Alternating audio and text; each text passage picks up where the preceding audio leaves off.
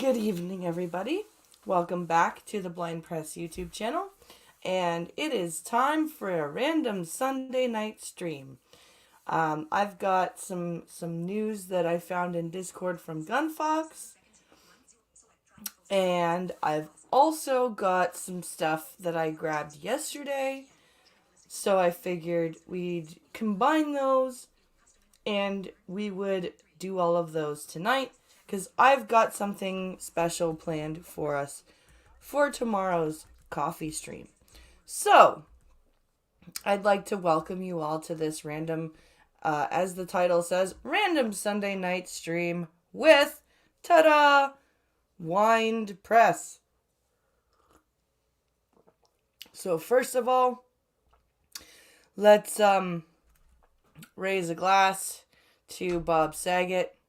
He passed away today, and I never got into Full House, but I did really enjoy his stand-up, and I saw the tweet last night that he put out about how much fun he had at the special, like the comedy special he had just finished, and he posted his schedule dates for 2022. So like, it very sudden, and not as people go, not a very old man. So hopefully we can find out what happened, and rest in peace to Bob Saget. We drink to you, sir. And let's try to have a good fun-filled stream in his honor, shall we? Greetings, Costin and Cannibalistic Wizard. I hope you are having a good weekend, and to the other people who are here, I hope your Sunday and your weekend has gone well. So, we're going to start with our first story. It is from the CBC. This is one of the ones that I found yesterday. I'm going to read those two first, and then we're going to get into the Gunfox stuff. So, let's jump over here to the story. All right. So, this is a CBC article, as I said, from yesterday. Where are we here? So this says, alcohol should have cancer warning labels, say doctors and researchers pushing to raise awareness of risk. So they want to put warning labels on alcohol kind of the same way as they do on cigarettes. Probably they want to have the sick liver, the hardened heart, calorie, like the arteries.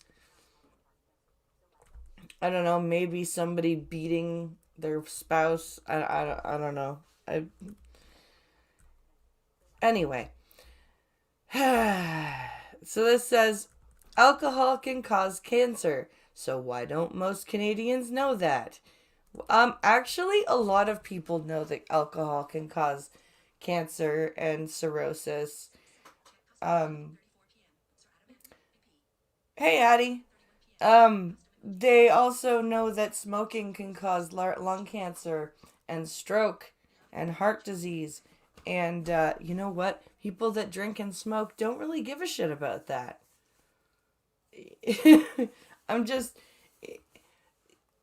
It's amazing the stance that people, like, I understand that they're doctors, right? And their job is to make sure that people are healthy.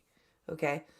But to say that people do these things that are bad for them because they're just too ignorant is kind of insulting. Like, adults know, especially in this day and age, there's been enough education about alcohol use and tobacco use and in general just drug use, right?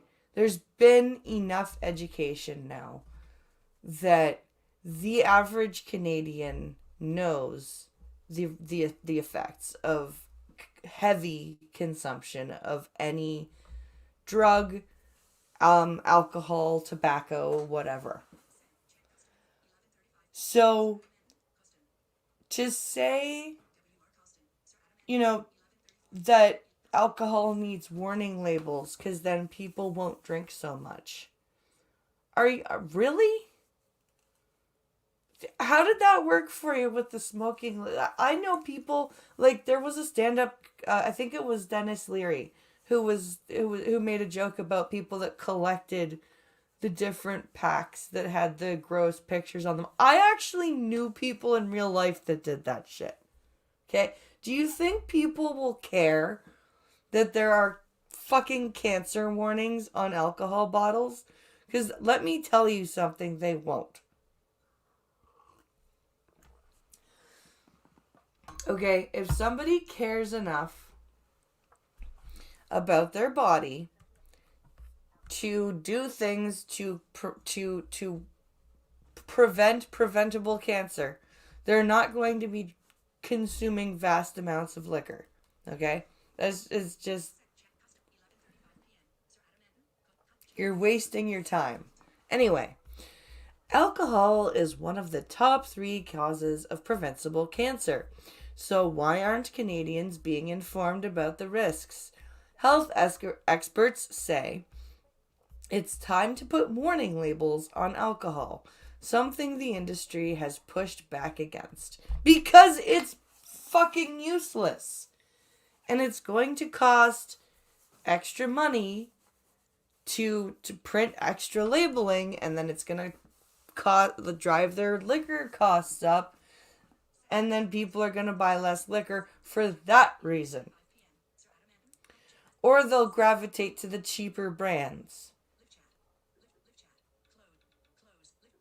So, yeah. They will buy less liquor not because of the warning labels, but because of the fact that all of this extra stuff is going to drive up the cost of the alcohol, and then people aren't going to be able to afford it. It's not a secret, but it may as well be. Few Canadians know the truth, and few may want to hear it. Alcohol, any amount of alcohol, can cause cancer. Oh, fucking... Okay, alright, then you know what? Going out... Like, seriously. Any amount of alcohol can cause cancer. Okay, sure. How many medical doctors have been on nationally syndicated news programs over the last 30 to 40 years, including very recently, that are saying, oh, it's a glass of wine a day is actually good for your heart? Like, make up your minds, people. And there has been alcohol for millennia. I'm not...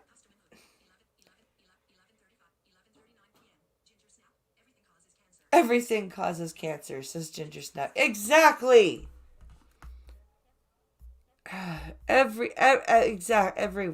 Exactly. There is no safe amount, and the calls to inform Canadians are growing. There is no safe amount of alcohol. Why do I have a feeling that this group of doctors is a part of some, like, Al-Anon group or something? Because, like, am I gonna sit here and pretend that alcohol is not addictive and that alcohol doesn't ruin people's lives? No. I've seen it happen. Okay? In my own family. Alright? I've seen it. But that was on the person. and their choices and their personality type. It's like everything, like Ginger Snap said, fucking everything causes cancer. Like, cancer's been around as long as humanity's been around. And humanity's been around a lot longer than we've been perfecting ways to get fucking fucked up. Okay? I don't know what to tell you guys. Like, yeah. Or they're all raging alcoholics. the the one thing that we discover are as adults is the thing that most things that taste good and or make you feel good are usually bad for you. Really sucks. LOL. James Dean. Couldn't have said it better myself. But the great thing about being as adults is that we get to make the choices that we can have those things in moderation, right? So, now,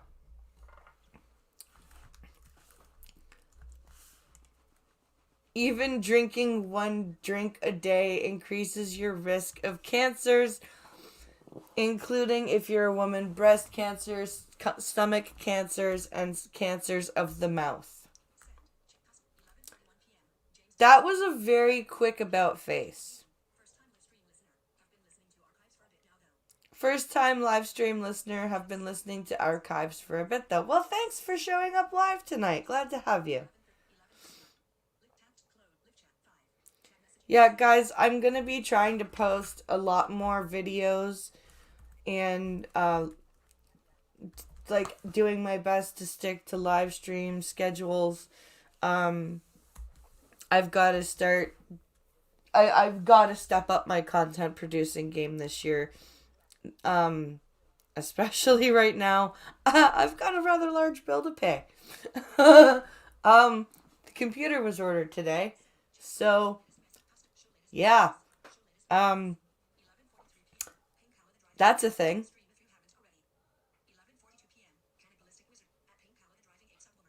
Let's see here. Oh, Pink Hollow's in chat.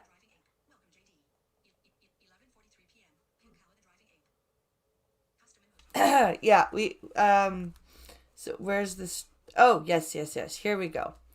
Here is our next story. So yes, please visit the linktree. Consider grabbing yourself a mug or a shirt or something, a sticker. I don't know. I've got a bill to pay, and I will do my best and my damnedest to well, no, not my damnedest. I will be stepping up my content game. I don't have a choice, right? I've hit 1,000 subscribers. I hit that goal. It's a new year. It's time to stop fucking around. So, even though I've got the kids and this lockdown is, I believe, going to be longer than they say.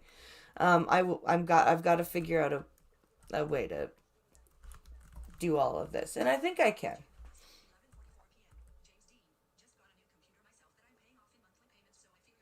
Just got a new computer myself. I'm paying off in monthly payments, so I feel your pain. Oh yeah, yeah. Just as a shits and giggles thing, Pink Hollow, um, just to see what the price would be. He maxed out a Mac Pro, like the tower, right? And it came out to, I think it was $69,100. Fucking, you could buy a new truck for that shit. It was ridiculous. Like, I wish Apple... That's the one thing I don't understand about Apple, is why they need to make their stuff so expensive. Like, they would... I guarantee you more people would buy their stuff if it was a bit cheaper. Like, they don't even have to make it tons cheaper, right? All they have to do is make it a little bit cheaper, and people will buy it. But one of the big problems with Apple is that their shit is so fucking expensive.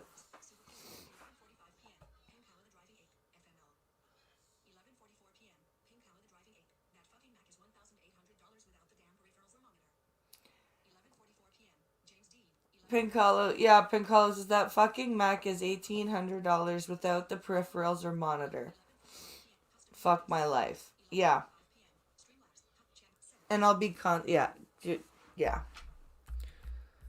It's, so please guys, the link tree's in the description. Please consider going and getting yourself a shirt or a mug or I think there's hoodies there. Remember that mysterious moon cube? Scientists now know what it is. So yeah, China's rover discovered some weird cube on the other side of the moon. So this was posted on the 7th of January.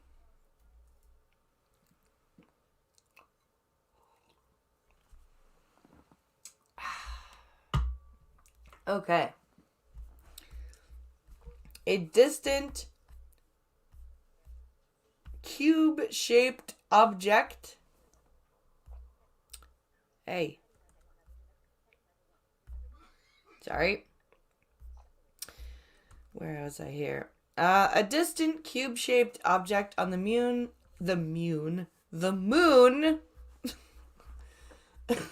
Spark. Pardon? Okay.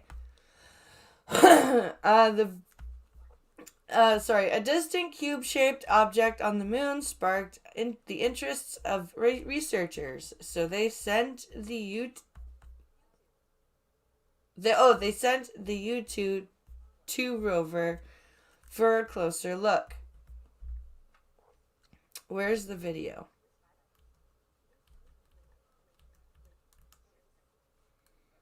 Apparently there's a video.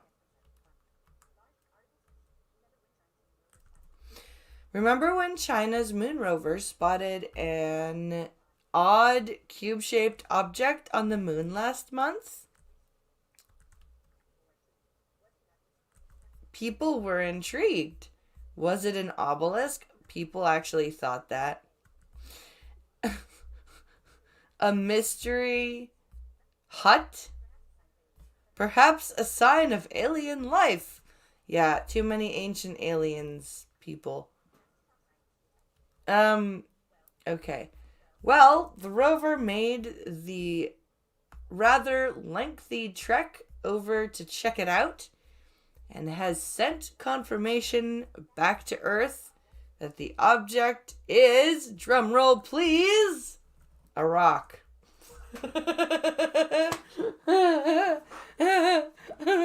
I'm shocked. It's a rock. Morning Fury. Hey, Lord Femin.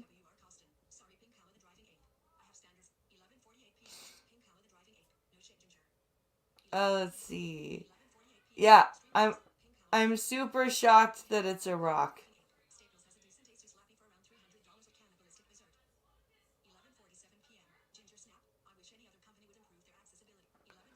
I wish any other company would improve their accessibility. Yeah.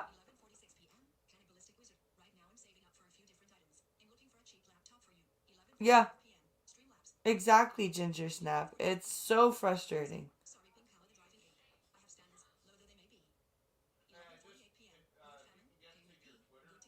Yeah? Okay. Okay. Ah.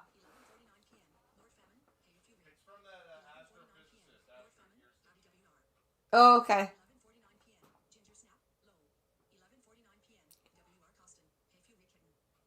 Let's see. So, I'm catching up at double speed. It's kind of funny watching at this speed. So, yep, it's just a rock, and a pretty small rock at that. That's even funnier. It's not even a big rock. Sorry. Space is usually pretty interesting, but this time it's kind of boring.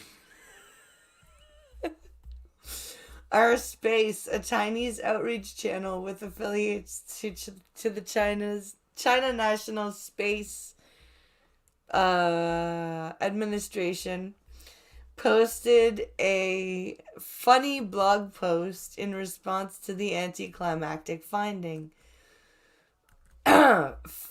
Quote, far away in the sky, the mysterious, quote, mystery hut as tall as the Arc de Triomphe turned out to be very small when approached. The drivers were a little disappointed, just as everyone was. Lost the driver stared at the enlarged picture and covered his mouth and exclaimed, quote, gosh, this is you too. The post reads. Oh my god. Okay. Pinkala wants me to check out a couple of videos. Let's see.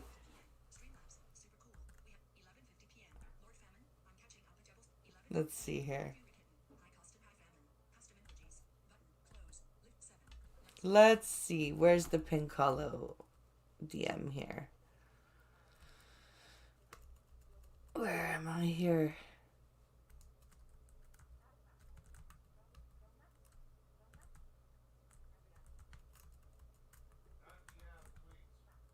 What?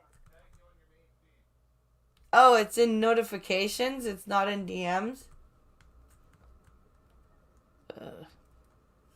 That's frustrating. Okay. Let's see if I can...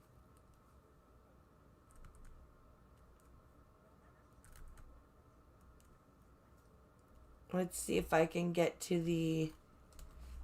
Let's see if I can get to my notifications here. Hopefully the screen will share properly. Because sometimes Twitter and like Twitter videos and voiceover kind of get cranky with each other, so grumble, grumble, grumble. God damn it, Yeti snowball microphones, you sensitive motherfuckers. Okay, here we go.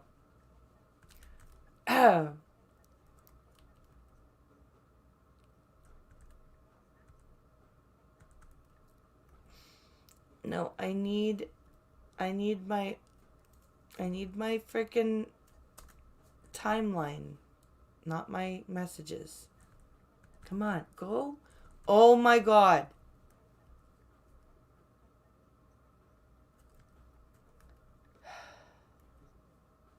Just Kramer's not responding. Okay, no. It won't let me get to my notifications. So fuck it.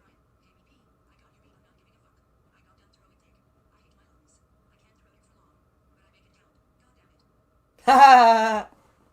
You go, Ryan.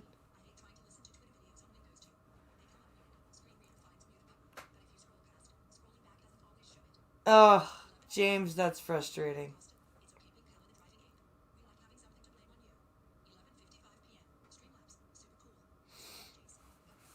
Okay, so, unfortunately, I cannot get those even to my notifications. So, we're just gonna move on. So, apparently the moon cube, which everyone with no brain was like, it's an obelisk, it's a hut. No, it was a fucking rock.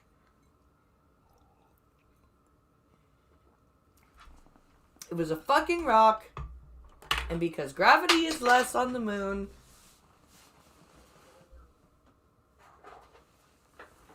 the rock was able to form in a different way.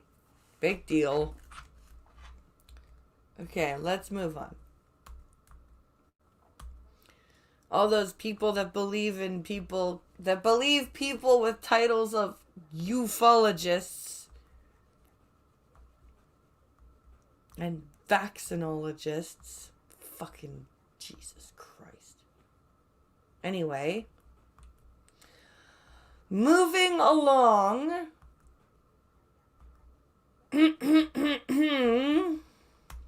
Now we're getting into the Gunfox stuff. And I think I've got 4 of those. So we have another snake story. I don't know what it is with Gunfox and snakes. However, he sends me quite a lot of snake things. Fury Kitten says, Rocky planet strewn with rocks is rocky. In other news, water's still wet. Oh, Fury, you are funny. Okay. Back to the StreamYard area where I may share the screen. StreamYard speaker. There we go. Okay. Come along, cursor. We must find the share button in a hurry. Yes, I am talking to the cursor because I do not want dead air. Anyway, this is what happens when I do random streams, people. I'm also trying to be a little bit more, I don't know, talkative. Okay. Wait, what? Again, I'm so glad you made that video. It was as hilarious as I knew it would be.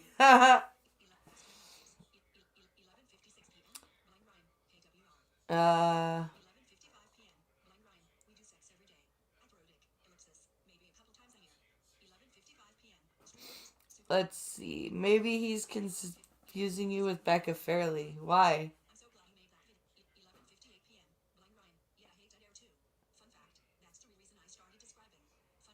Yeah, I hate Dead Air too. Fun fact. Wait, yeah, I hate Dead Air too. Fun fact. That's the reason why I started describing. Funnily enough. Wait, what did you say? Funnily enough. I talk more to Chip. That's amusing. Okay. Where's our... Okay. Venoms in snakes and salivary proteins in mammals share a common origin. From Science Daily. Not Silence Daily. Anyway. Snakes, some lizards, and even a few mammals can have a venomous bite. Although these lineages split more than 300 million years ago, their venoms have evolved from the same ancestral salivary protein, reported scientists today in BMC Biology. That's kind of interesting.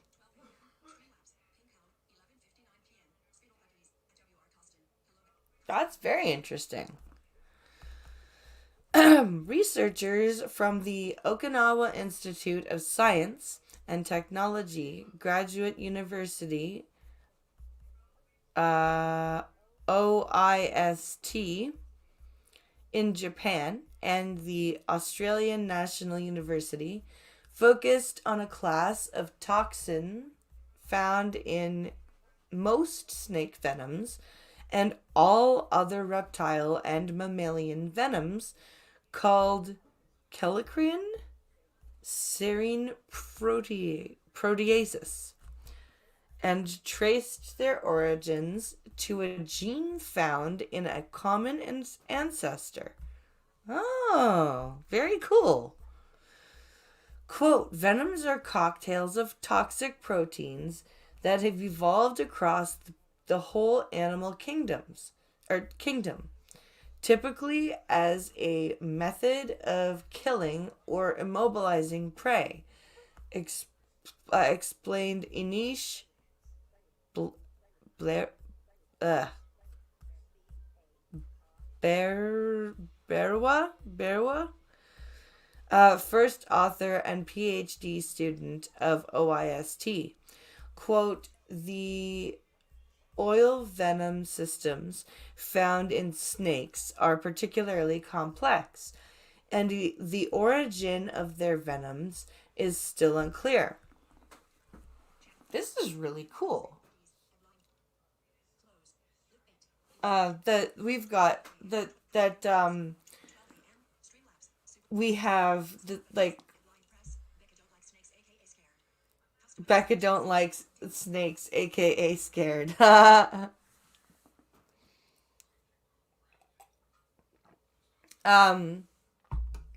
But so this is really interesting because we've got not only snakes but apparently all other reptiles and mammals with venom. So I'm wondering if that includes because I know that there are a few mammals that have a venomous bite,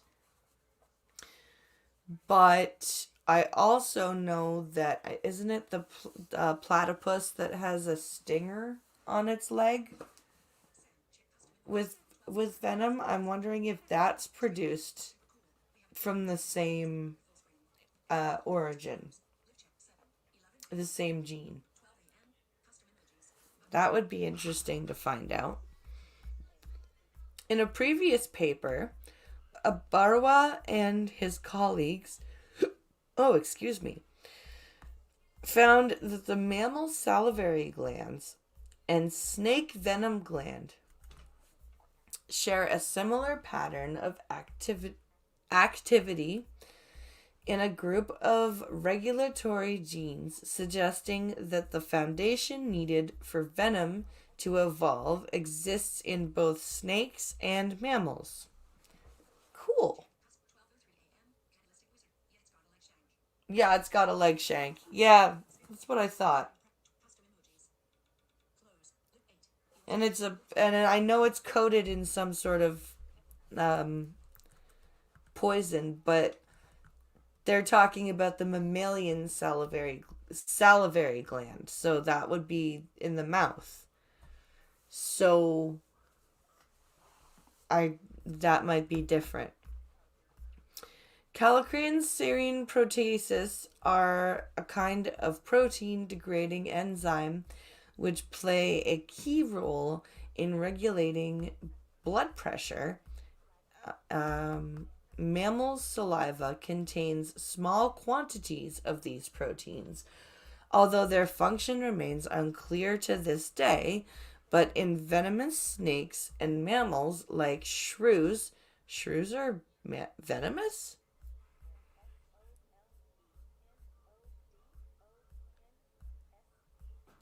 True, I had no idea shrews were venomous. And solenodons. What's a solenodon? That's an animal I've never heard of. These proteins have evolved toxicity when injected in high amounts. They drastically reduce blood pressure, potentially causing unconsciousness and even death. Huh. Interesting. I had no idea that shrews were venomous. Huh. Yep, it's male platypuses that have the poison spurs on their legs. So instead of amylase, we can produce proteases as well. Cool. I thought you'd find that cool, Fury. Let's see here. Early on, researchers noticed biochemical similarities between kallikrein serine proteases and snake venoms, and those in mammal saliva. But scientists did not know until now whether they were in fact related. Quote, there are so many different serine proteases that have a high degree of similarity that until now it was too difficult to isolate the right genes needed to determine the evolution history, said Barwa. Interesting. Okay.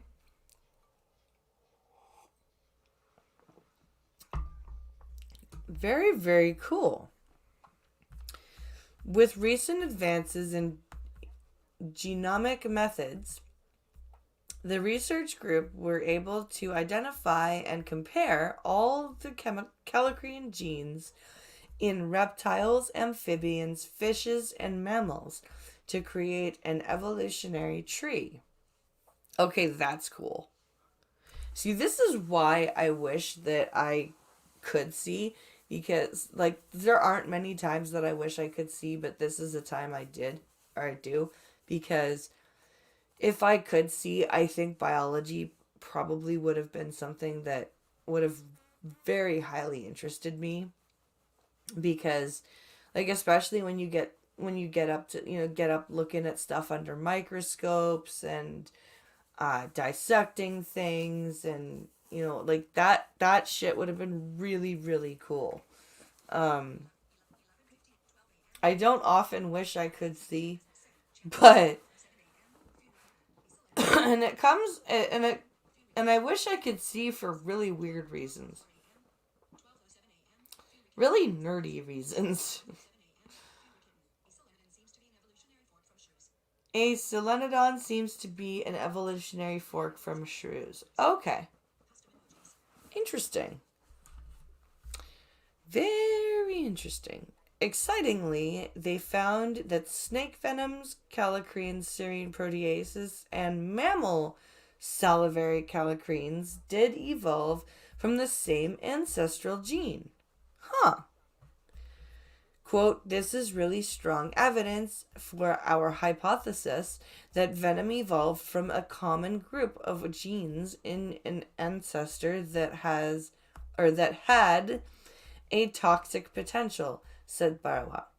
Quote, but the most surprising thing was that non-toxic salivary kallikreins, like those found in humans and mice, also evolved from the same ancestral gene. Huh. So what makes the difference, I wonder?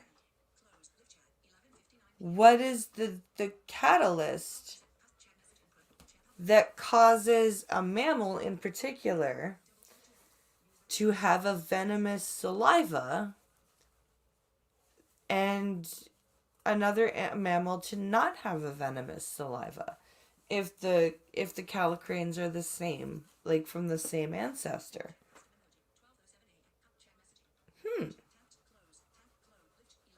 That's very cool.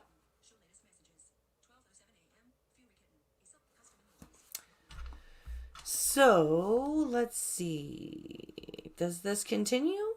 In fact, the researchers found that the non-toxic kallikreins in mammal saliva were more closely related to the venomous toxins found in snakes than to other kallikreins found within mammals. Weird. Is that why our saliva is so disgusting? Maybe, I don't know. Like that is fascinating.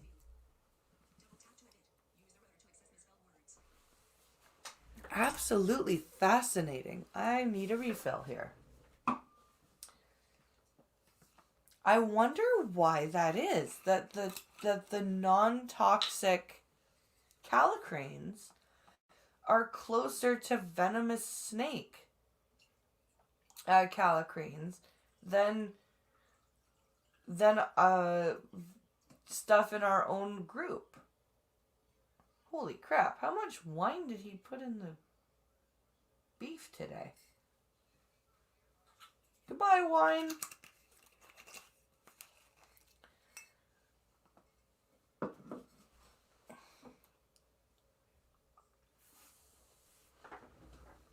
Okay. So,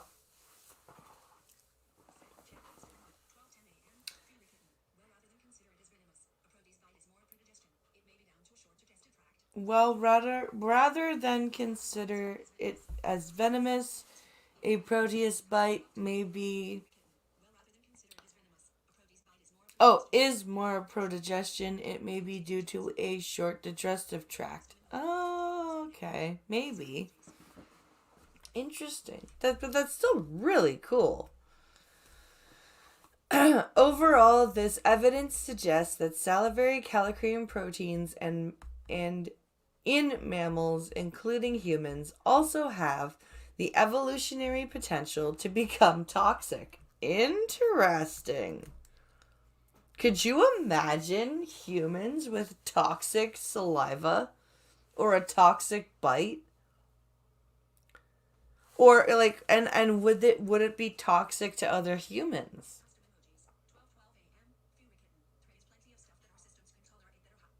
Would kissing no longer be a thing because of how toxic our saliva is?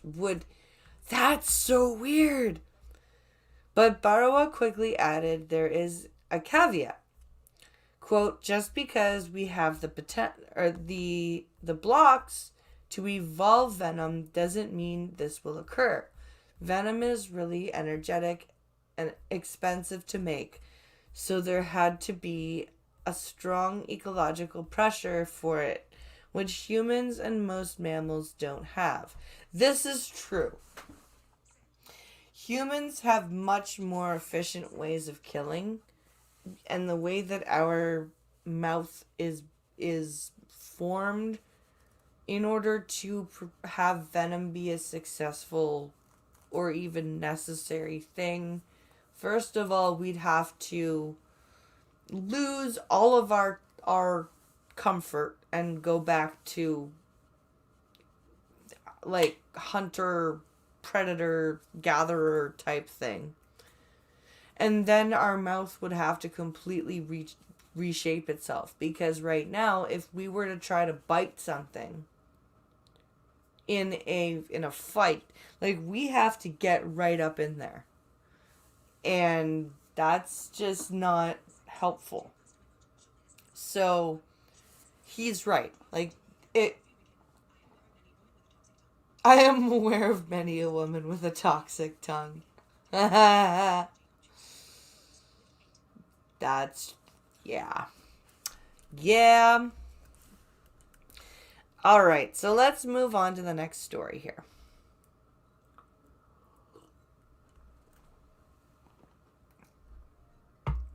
Okay.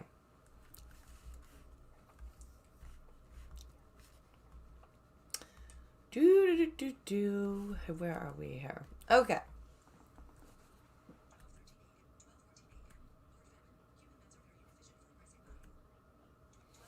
Human mouths are very inefficient for aggressive biting. Yes. Yes. Our mouths have evolved for leisurely sitting down, eating food that has been prepared. We are not like, even when we were less evolved. Like before we had all this tech, we were not biters. We, like hundreds of thousands of years ago, we figured out, hey, if I hit this thing with a rock or a stick, it's a lot better than trying to hit it with my hands. I have a lot better chance of staying alive because I'm farther away. You know what I mean? Like, the slingshot, we would also need fangs. Yep. Our teeth would absolutely need to change. Absolutely. But yeah, the slingshot has been a thing for... God, I actually wonder. How long has the slingshot been around? It happened from April 5th, 2009 to June 8th. No. When was the slingshot first used as a weapon? Okay, I found the history of the slingshot, airsoft station, the history of slingshots, sling-tech.com. Let's see here.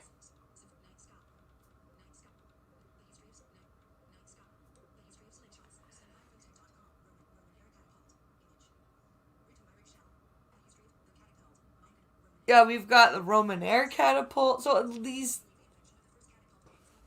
No. I didn't say catapult, I said slingshot. I said, like, little rock.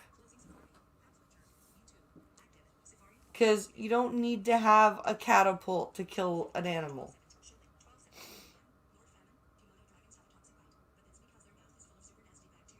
Komodo dragons have a toxic bite, but that's because their mouths are full of a super nasty bacteria. Very true. Fury Kitten says...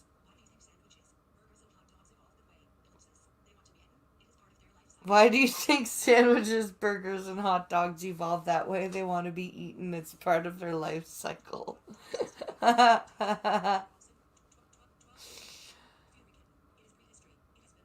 It is prehistory. It has been always around. Yeah.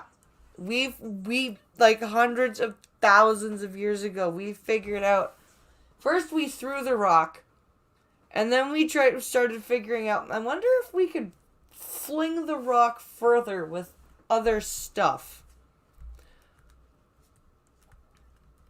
And once we figured that shit out, like, we didn't need to worry about beating the animal to death, right? We just were like, here, have a hard object to the head at a distance. Like, we didn't even understand physics. Like, the laws of physics. We just understood rock go here, rock fly, rock hit thing in head, thing dead, now we eat it. That's what we figured out. Like, okay. Now, where's that share button? This is me trying to fill the air with conversation while I look for the share button. Okay. Here we go. Here we go. Do you know what really sucks is the clip feature seems to be gone from YouTube. It was there for a couple of months and I don't see it anymore. Like, if I close the live chat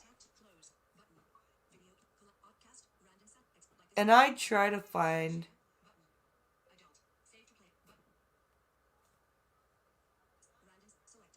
Yeah.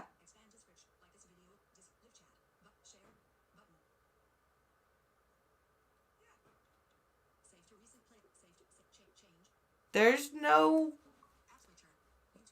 clip thing anymore. Unless it's on the desktop version now. But yeah. I wanted to clip stuff for TikTok, but it doesn't want you to clip anymore. Which kind of sucks, but that's, oh well. So, I never had the clip button. Oh, you didn't? That sucks. Hi, shouting at clouds. Wikipedia says slings date back to at least 2500 BC. At least, yeah. I'd buy that. Okay. Where are we here?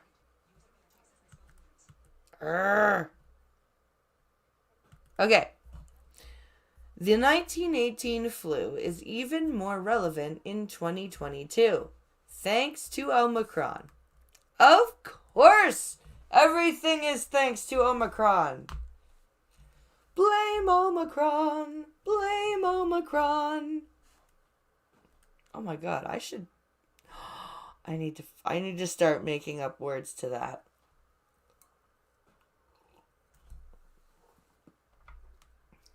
Because it fits.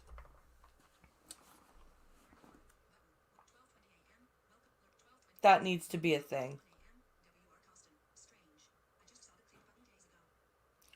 Strange, I just saw the clip button days ago. Yeah, I could have sworn it was here like even a couple of weeks back, but it's gone. Okay. Over the past 2 years, historians and analysts have compared the coronavirus to the 1918 flu pandemic. Many of the mitigation practices used to combat the spread of the coronavirus, especially before the development of the vaccines, have been the same as those used in 1918 and 1919. Masks and hygiene, social distancing, ventilation, limits on gatherings, particularly indoors, quarantine mandates, closure policies, and more. Yes, however, it was the way it was done. If you look back on these on these mandates and policies, right? It was a sense of, like I said the other day, calm urgency, right? It was, this needs to be done, but if we do this, and we do this in a calm and orderly fashion, we will get through it, right? This was done that it's done like this is really a different type of thing. Like this, it's just a panic thing. You know what I mean?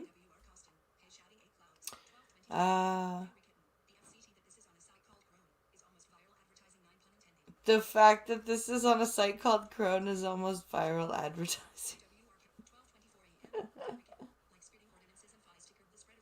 Yeah.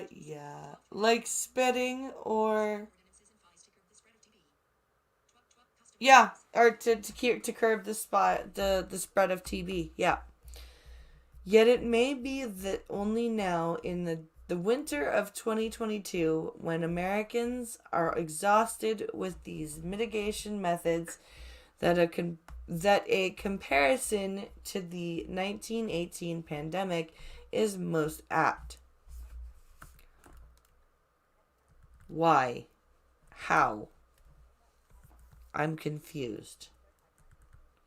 Now that it's mutating to the point where it's just becoming an annoying thing and not a thing to be like worried about, we need to compare it to the flu pandemic more.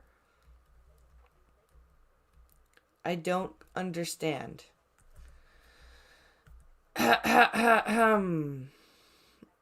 Why? Oh, you piece of garbage. Why did you take me there?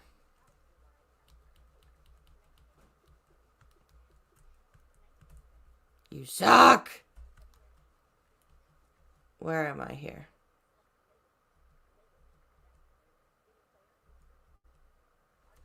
I want to make sure I didn't miss something here. Sorry, guys. The site... Yeah, okay, here we go. The site kind of moved me around here. Sorry about that.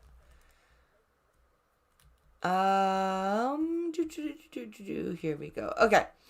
The highly contagious Omicron variant has rendered vaccines much less effective and preventing infections.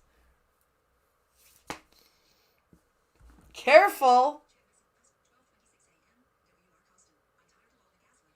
You might not be able to say that.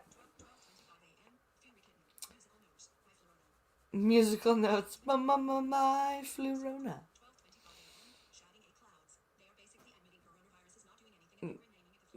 They're basically admitting coronavirus is not doing anything and they are renaming it Flurona.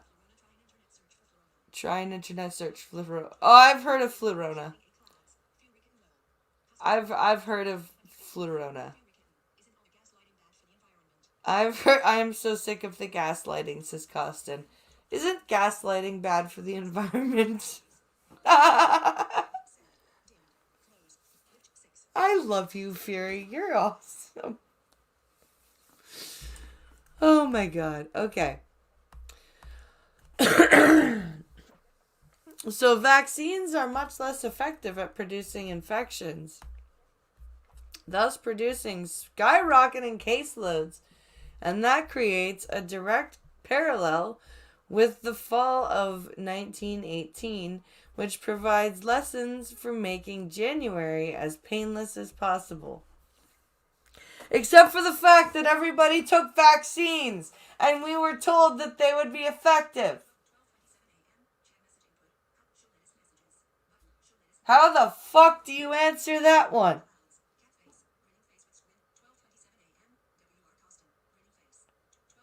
Like, seriously.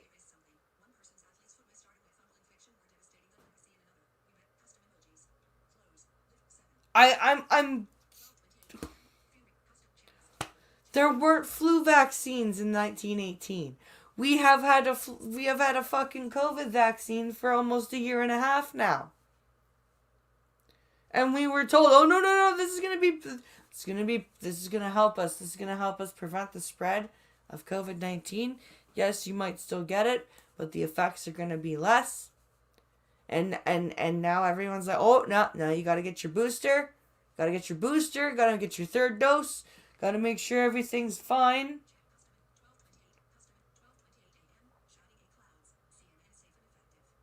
Oh.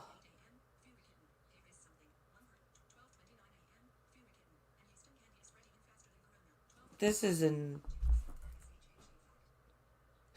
Shh, hate fact, says Ginger Snap. In February and March 1918, an infectious flu emerged. It spread from Kansas through World War I troop in material transports, filling military post hospitals and traveling across the Atlantic and around the world within 6 months.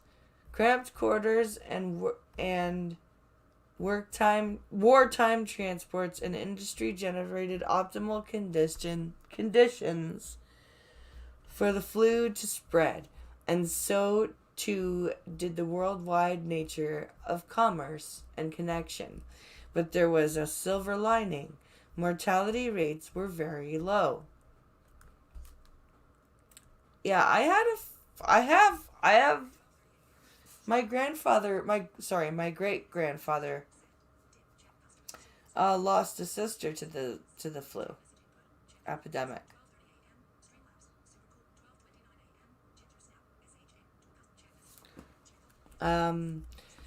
In part because of press censorship of anything that might undermine the war effort, Many dismissed the flu as a, quote, 3-day fever, perhaps merely a heavy cold, or simply another case of the grip, an old-fashioned word for the flu. Oh, that's what the grip was. I didn't know that's what the grip was.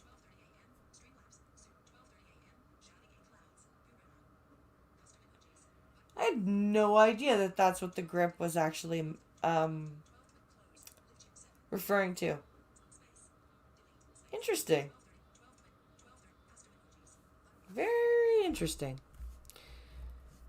Downplaying the flu led to high infection rates, which increased the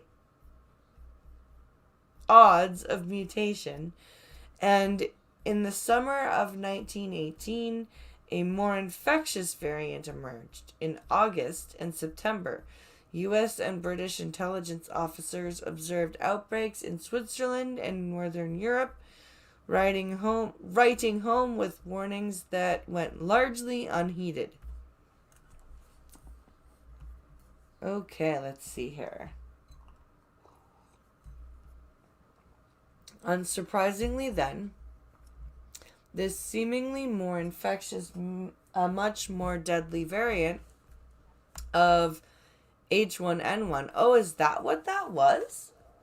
It was swine flu?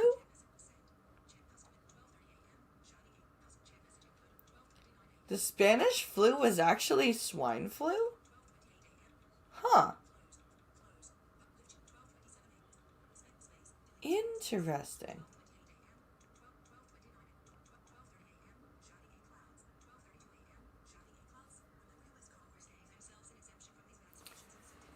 Remember, U.S. Congress gave themselves an exemption from these vaccinations, and so did Big Pharma employees here in Texas. Oh, I did not know that, actually. H1N1 traveling west across the Atlantic, producing the worst period of the pandemic.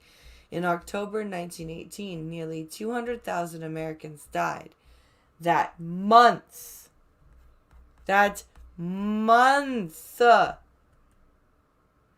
In this whole pandemic, I do not think there have been 200,000 or even six-figure deaths in a month.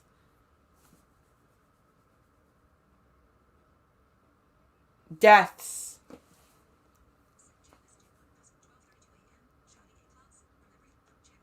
Like, the death rate for COVID is stupid low.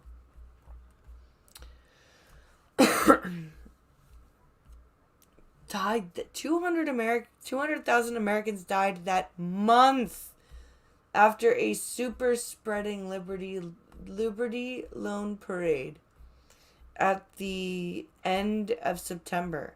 Philadelphia became an epicenter of the outbreak, and at its peak, nearly 700 Philadelphians died per day.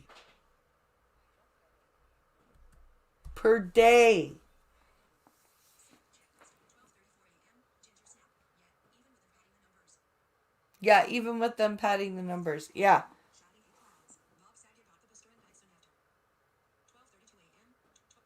This is crazy.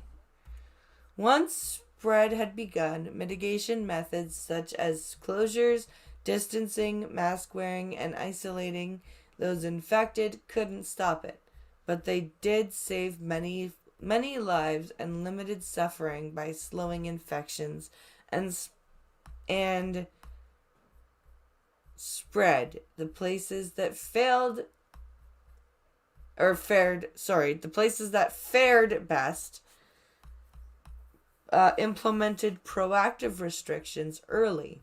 They kept them in place until infection and hospitalizations were way down, then opened up gradually with preparations to reimpose measures if spread returned or rates elevated, often ignoring the pleas of special interests lobbying hard for a complete reopening.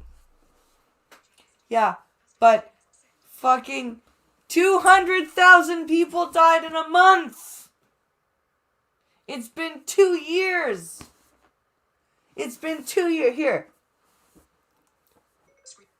How many Americans have died of COVID so far? Okay. I found this on the web for how many corona provisional death counts. Bullet U.S. COVID-19 cases and deaths vertical line statistic websites. Web bullet provision bullet U at bullet U at Safari COVID-19. Let's see. Reached around 53. COVID-19 disease reported in the United States. Coronavirus deaths by age in the U.S. Coronavirus deaths by age in the U.S. Let's see. December 30th, 2021. The number of both confirmed and presumptive positive cases of the link to statistic. January 7th, 2022. So, this is from January 7th, 2022.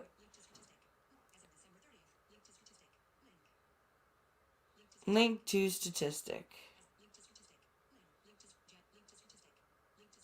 As of December 30th, 2021, the number of confirmed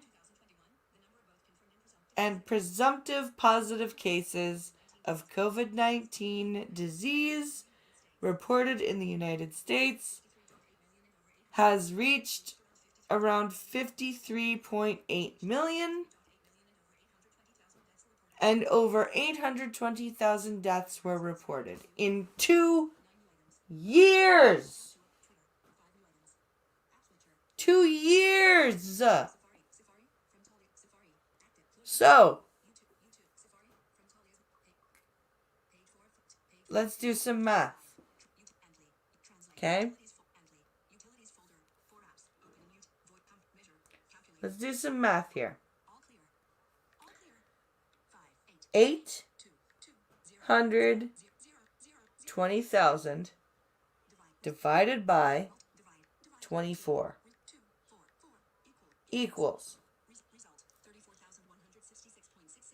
No, you idiots.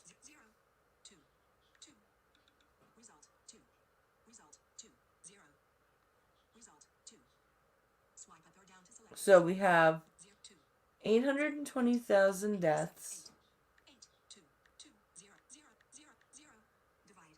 divided by 24 months.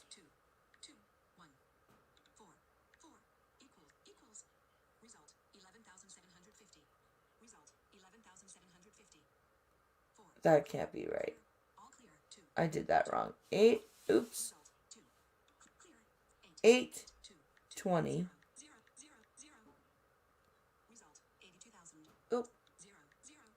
Divided by 24 months.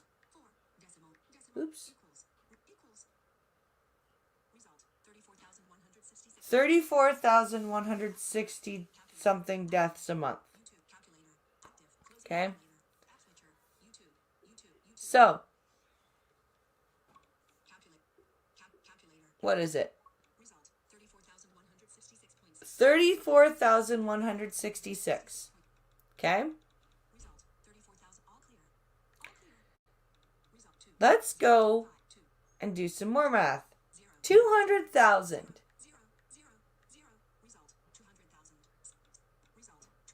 minus 34,166.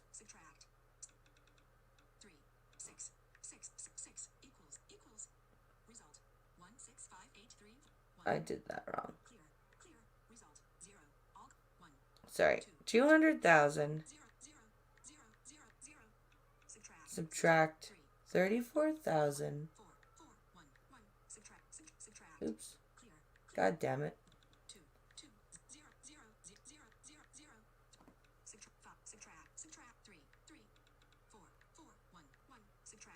Ah! Fuck it.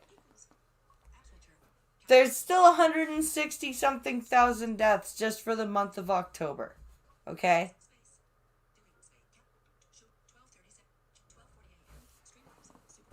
And this is... Now remove those that are comorbidities or those that were in risk or of a bad flu or cold season. Yeah. Like, this is fucking frustrating. In places in the United States where officials gave in to public fatigue and lobbying to remove mitigation methods, winter surges struck. Although down from October's highs, these surges were still usually far worse than those in the cities and regions that held steady. Okay, but we're still seeing higher death rates back then than we are right now, even without mitigation methods. In places like Florida. So I don't know why we're making this comparison here. Like, and am I saying that the COVID virus is not a real thing? No. It absolutely is. Can it affect people with comorbidities a lot worse than the people without? Absolutely. But we need to be honest about that. We need to report that and reflect that reporting. We need to also stop reporting hospitalization numbers as hospitalized with COVID if somebody's there for a heart attack and tests positive and they're asymptomatic. It's ridiculous. Ginger Snap says, this is be afraid, be very afraid. Yes. In Denver, in late November 1918, an, quote, amusement lobby, businesses and leaders invested in keeping theaters, movie houses, pool halls, and other public venues open. Successfully pressured mayor and public health officials to rescind and then revise a closure order. This in turn generated what the Rocky Mountain News called, quote, almost indescribable confusion, followed by widespread public defiance of masks and other public health prescriptions. Gee, it's almost like being confused and not having a clear idea of what you're doing is a problem. Projects Fair, yep.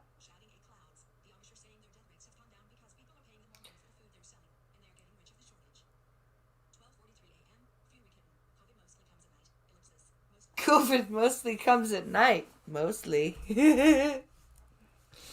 Shouting at clouds says the Amish says their death rates are going down. People are paying them more money for their food, so they're making money off the shortage. I bet they are. In San Francisco, where resistance was generally less successful than in Denver, there was significantly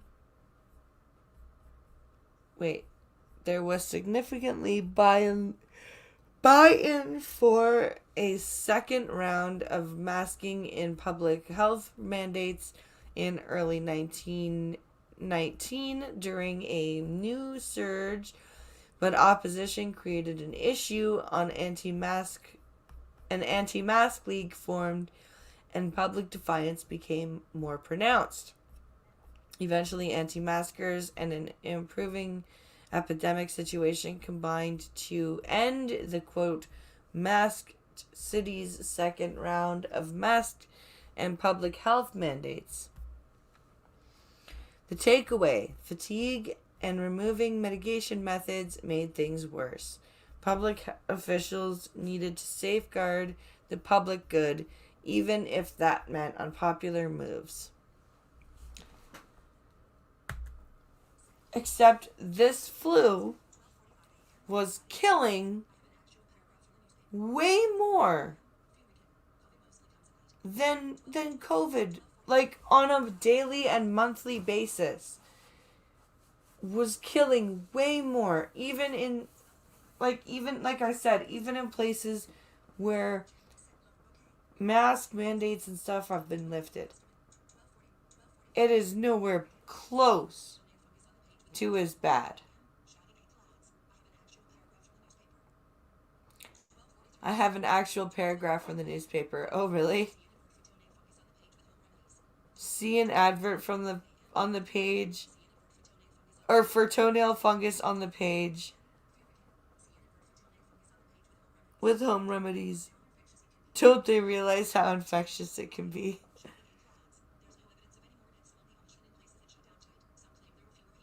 There's no evidence for more deaths among the Amish than in places that shut down tight. Some claim there are fewer here. That's without masking, staying at home, or vaccines. Yeah. Overall, nearly 670,000 Americans died during the 1918-1919 flu pandemic.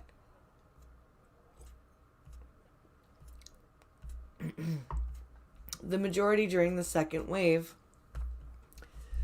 in the autumn of 1918. That was 1 in roughly 152 Americans, with a case fatality rate of about 2.5% worldwide. Okay, the COVID fatality rate is like less, like 1%.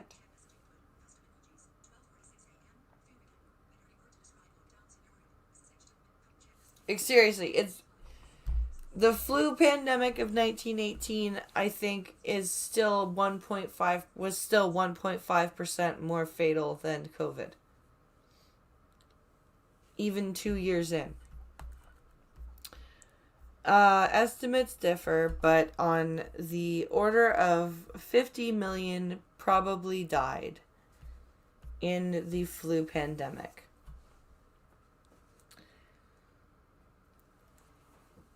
How many have died worldwide so far of COVID-19? Okay, I found this. Blood coronavirus death toll and trends. Worldometer. 5,505,722 people have died so far from websites. Heading. Yeah. Blood cumulative confirmed COVID-19 deaths are world in data. For some countries, the number of confirmed deaths is much lower.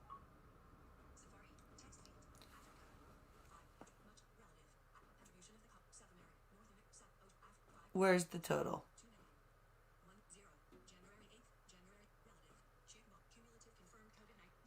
Cumulative confirmed COVID-19 deaths.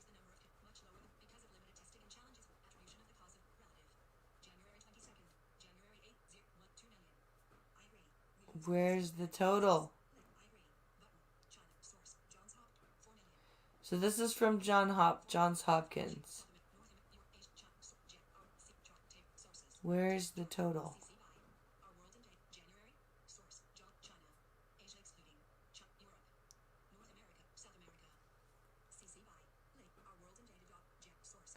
I would like to see the fucking total, please.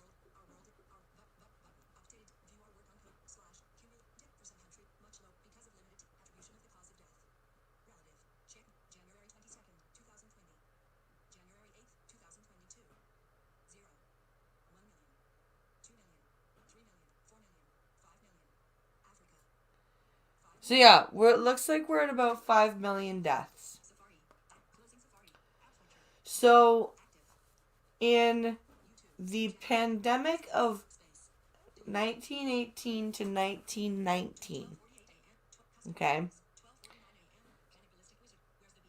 so 1 year, maybe a year and a half, it killed 50 million people worldwide. Okay? In 2 years, COVID killed 5 million. Why are we drawing comparisons here?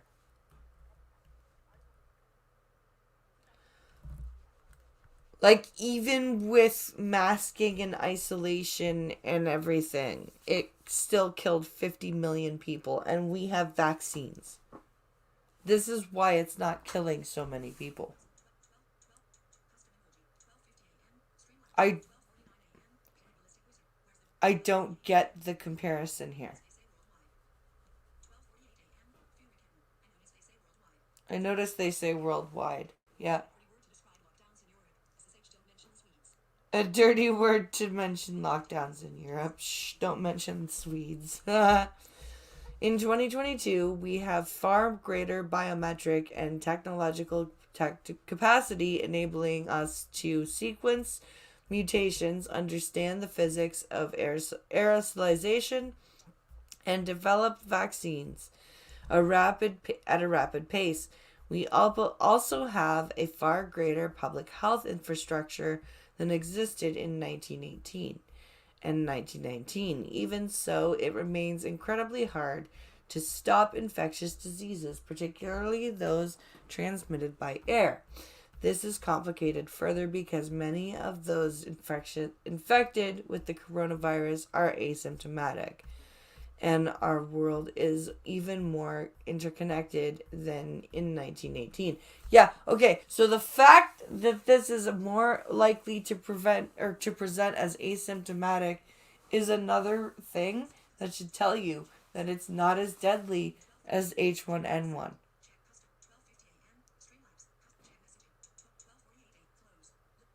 I'm just saying. Like, seriously, I don't understand why this is so hard to figure out. That is why, given the contagiousness of Omicron and the mildness of Omicron, that's not said here, the lessons of the past are even more important today than they were a year ago.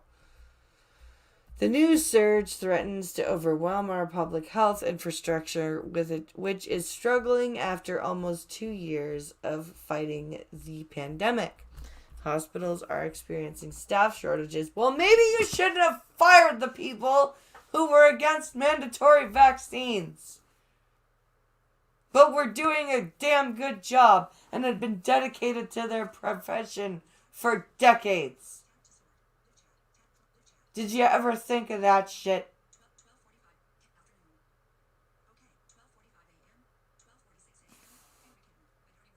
Like, seriously. Did you ever consider that?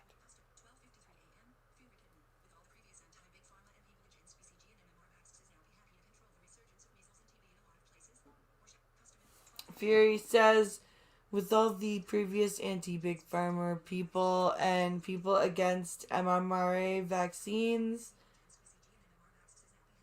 now be happy to control the resurgence of measles in a lot of places, or shall we worry about the sniffles? Yeah, exactly. Most of whom who have had COVID already. Yeah. Facts, Ginger Snap. Facts.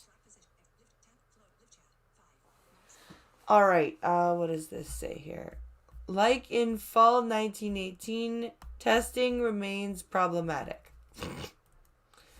Anonymously, as in the fall of 1918, Americans fatigued by restrictions and a seemingly endless pandemic are increasingly balking at following the guidance of public health. Professionals are questioning why their edicts have changed from earlier in the pandemic. They are taking actions that at the very least put more vulnerable people and the system as a whole at risk. Often egged on by politicians and media figures, downplaying the severity of the moment. Public health officials also... Wait, who's been downplaying... Are you actually suggesting right now, author of this article, that the media today has been downplaying COVID? Is that really what you are suggesting right now?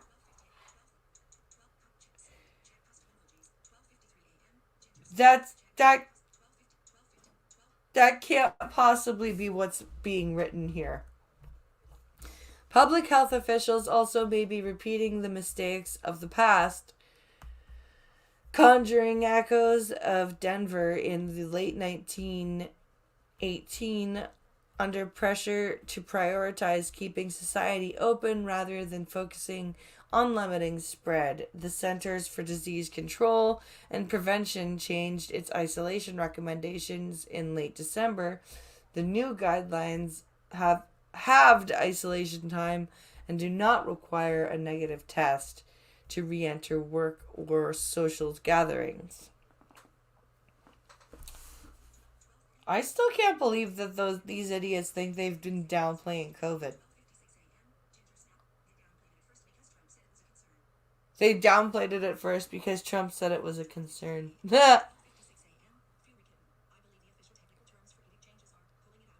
I believe the official technical terms for edict changes are pulling it out their arse and making it up as they go along. Yep. Yep. Yep. Okay, that's wow. Wow. The fucking nerve. The absolute nerve to say that they've been downplaying COVID. Like, wow. Okay.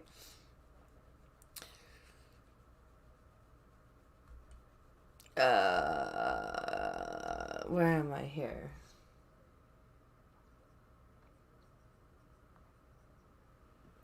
Well, you know what? It's almost 1 o'clock in the morning. And, I've been live for almost an hour and a half now. And I do have to do some sort of educational stuff with the children in the morning. So thank you for watching. I do appreciate you guys. Please, like I said, do consider going in and grabbing yourself some merch. All that stuff. I do appreciate all of you. Thank you for watching. And be sure to tune in tomorrow. I've got a treat for you guys. We're going to look at some true crime stuff with a bit of a spin on it. So be sure to check that out. Teach them that being an adult sucks ass and that to enjoy their childhood as long as they can. I will, Lord Famine. Have a good night, Ginger Snap. Have a good night, everybody. Thank you all for watching. I will be back tomorrow night for the coffee stream. Have a fantastic evening. I will see you later. Thank you, guys. Bye.